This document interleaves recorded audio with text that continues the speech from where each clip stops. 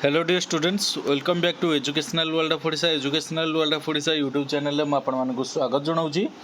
So dear students, आज +3 पिलांकर जो रही मेधा तालिका सेकेंड सिलेक्शन लिस्ट बा सेकेंड मेरिट लिस्ट आज प्रकाश पाइब। सीट जो फिलअप होनी जो सीट से सब सेकेंड लिस्ट आज आसी पहुँचब। जो मैंने एडमिशन कर पारिना स्लाइड आवेदन करते से लिस्ट आज बाहर, तो से विषय में डिस्कसन करवा केबे जाके एडमिशन चलो कौन सब रही संपूर्ण तथ्य विषय में जाना। तो वीडियोटी आरंभ करने को जदि आपम चैनल नुआ विजिट कर चैनल को सब्सक्राइब करना जल्दी जल्दी सब्सक्राइब करनी एवं वीडियो गुड़ी को लाइक कमेंट शेयर जिते पर्यटन से शेयर करूँ। Thank you. तो चलते वीडियोटी को आरंभ करवा। राज्य विभिन्न डिग्री कॉलेज और विश्वविद्यालय जुक्त 3 तथा स्नातक यूजी पाठ्यक्रम प्रथम पर्याय नामलेखा शेष होईची। शुक्रवार द्वितीय पर्याय मेधा तालिका प्रकाश पाइब बा आज तुम जो रही सेकेंड मेरिट लिस्ट आसीज। यही पर्यायर योग्यजित छात्र छात्री मैंने योग्य विवेचित छात्र छात्री मैंने 16 रु 19 तारीख भितर नाम लेखाई पारे।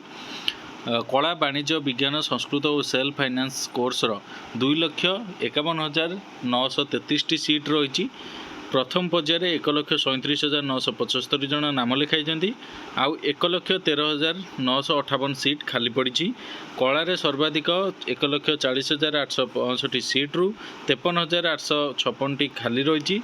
सेहीपरि पदार्थ विज्ञान में 24,522 सीट, जीव विज्ञान में 14,011, वाणिज्य 15,465, सेल्फ फाइनान्स 1,001 एवं संस्कृत में 5,103 सीट बड़का रही। खाली सीट गुड़िकर नामलेखा द्वितीय पर्याय मेधा तालिका प्रकाश पाइब आज। यार नामलेखा शुक्रवार ठारू 19 तारीख जाए चलो। यही पर्यायर नामलेखा पर 21 रु 23 भितर पिला खाली पड़ी सीट्रे नाम लिखा को आवेदन करेंगे।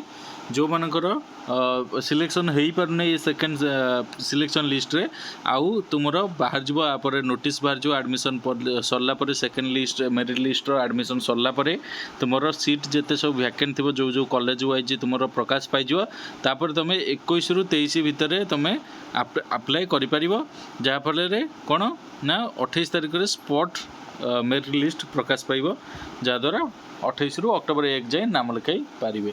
तो यह संपूर्ण तथ्य। आशा कर निश्चित भाव में वीडियोटी भल लगी वीडियो को लाइक कमेंट शेयर करूँ। चैनल को जब सब्सक्राइब करना सब्सक्राइब कर पाखे बेल आइकन दबाई ऑल नोटिफिकेशन ऑन कर दिखाँ। Thank you so much.